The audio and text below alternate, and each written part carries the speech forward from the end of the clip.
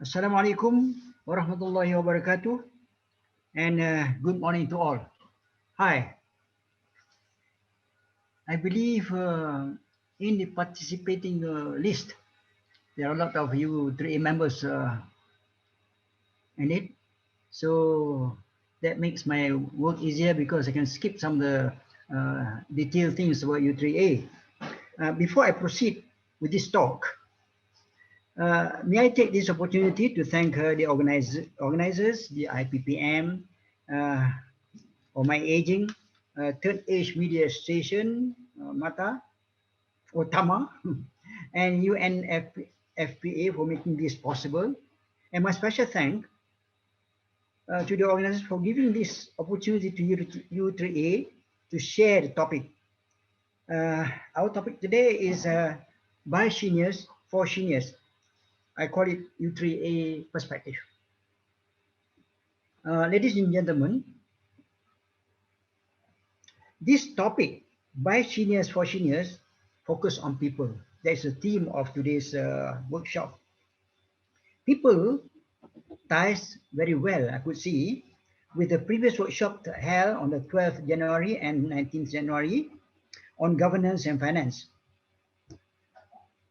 All of them carries the underlying game players, the leaders, the movers, the planners, implementers, and shareholders, who in this case are members of the civil society organization, SCO, or the NGOs, non-government organization.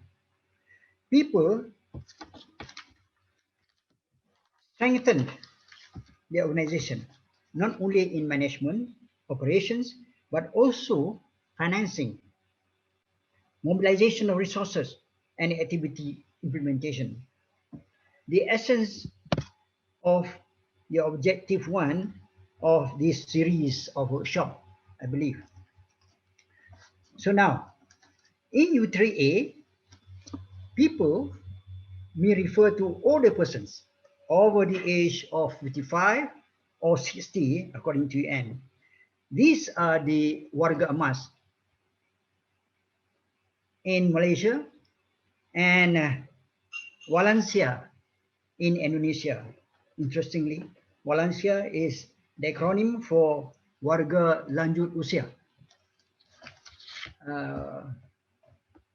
Once in previous years, you visited some institutions in Indonesia. At that time, they are the Lansia institutions. Now, our members in U3A, people in U3A can be from various backgrounds, retired or retired, after serving more than 5 or to 6 decades in various capacities, either in the public or private sectors. Now, I started using U3A with the assumption that most of you are familiar with it. Nevertheless, U3A, to some, U3A is actually the short form of University of the Third Age.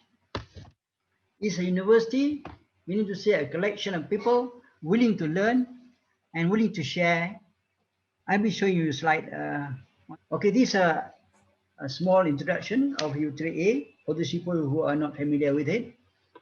So meaning to say, now I have got to emphasize that U3A, University of the Third Age, caters for people who are at the third phase of their life. So the first phase will be education. The second phase will be kerjaya or career or working career. The third is when they retire or they pension from their respective jobs. Now, so the task of U3A, now you know who U3A is. The task of U3A is to bring all OPs together. OPs means older persons, men and women, professional or non-professional, people with titles or otherwise, degrees or non-degree holders, housewife, etc. as long as they join U3A membership, as long as they are members. Okay. The idea for them to get together is to continue learning something useful and enjoy socializing. We term this as lifelong learning program. It teaches seniors new skills, help them active and engaged, bridge the digital divide, and provide opportunities to socialize. Research demonstrates that these activities help seniors retain sharper intellectual skills, delay the onset of dementia, maintain motor skills, decrease isolation, depression and anxiety, and of course, improve overall health outcomes. Lifelong education or lifelong learning to OECD, that means Organization for Economic Cooperation and Development, as a continuous process and a multi-purpose of learning activities taken with the objective of improving one's knowledge, skills, and competence. So you can see on the screen the objectives. Now, these objectives are built up from U3A's mission as spelled out in our constitution. I read the mission in the constitution. One is to encourage healthy, active, and productive aging among other persons through lifelong learning activities. Two, to benefit from and to enhance the potential ability and experience of older persons through University of the Third Age program for national development. On the screen, the two missions are translated to arrive at these objectives.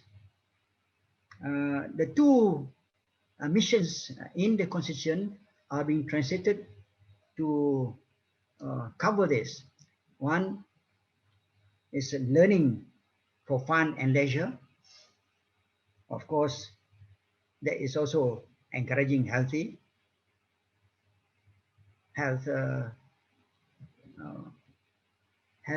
learning. Number two, acquire new knowledge and skills. Number three, start second career if it so requires. Some may not be involved. All right. Build new business. Again, for some people, when they acquire the skills that U3A provide them with, they can start a new business. I could see some U3A alumni, what you call, establish some cake houses, you know, and selling soaps and things like that. And of course, connect with their peers, remain productive. And that again is in line with to encourage healthy, active, and productive aging. Right? You can see it both ways: productive in terms of what you call material productivity, as well as biologically, if need be.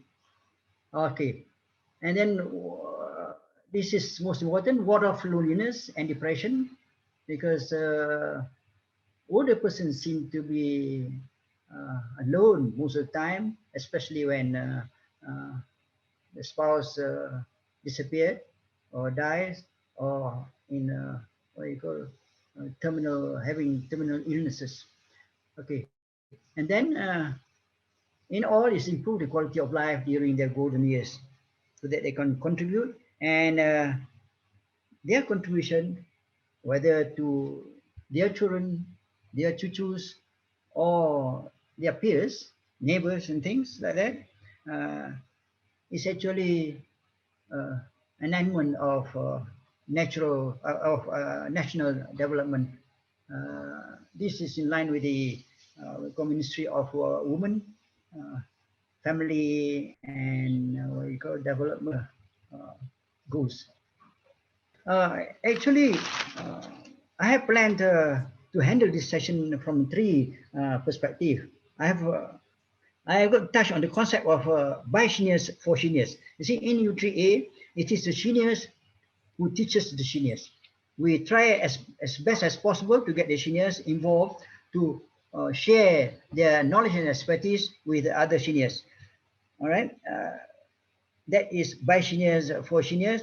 But in Malaysia, it doesn't happen that way, you know, because in Malaysia, the old persons are very serious. They as if they are coming to USA for a degree. You know, they wanted specific classes, specific lessons that can have them.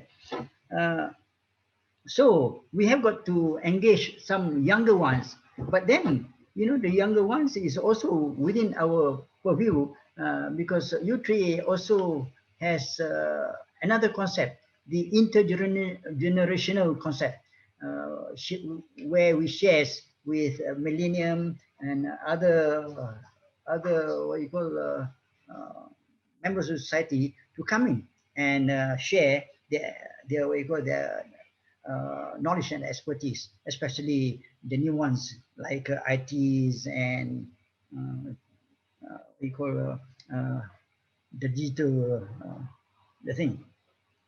And then the next one is, of course, lifelong learning in general. I've already touched them just now. And then I would like to share with you our future goals and the sustainable development that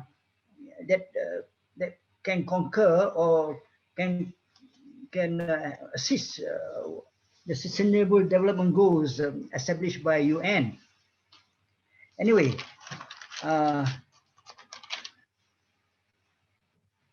to wrap up, I think I would like to share with you, I would like to take you on the ride to see what went through in 2019. The question is, why not 2010? Why not 2020? Obviously, it's obvious that we can't share since COVID-19 has what you call disturbed our programs. And okay, now let me take you a ride through this what you call video. That's U3A. Okay, membership. Something about this is how we get our money, and we are trying to be self-sufficient. We are not going to depend on grants and from any philanthropists because this is basically a very important issue. We want to be self-sufficient and very independent. If we get any donations and grants, and then that will be a bonus to us. These are the photographs of our U3A members engaging themselves in our classes. You can see one common thing is they enjoy themselves. That is what we are aiming for. We aim so that people, older persons will come to us, enjoy themselves, learn with leisure, senggangan, and then use it for their own consumption or for their neighbors or for other older person. Okay.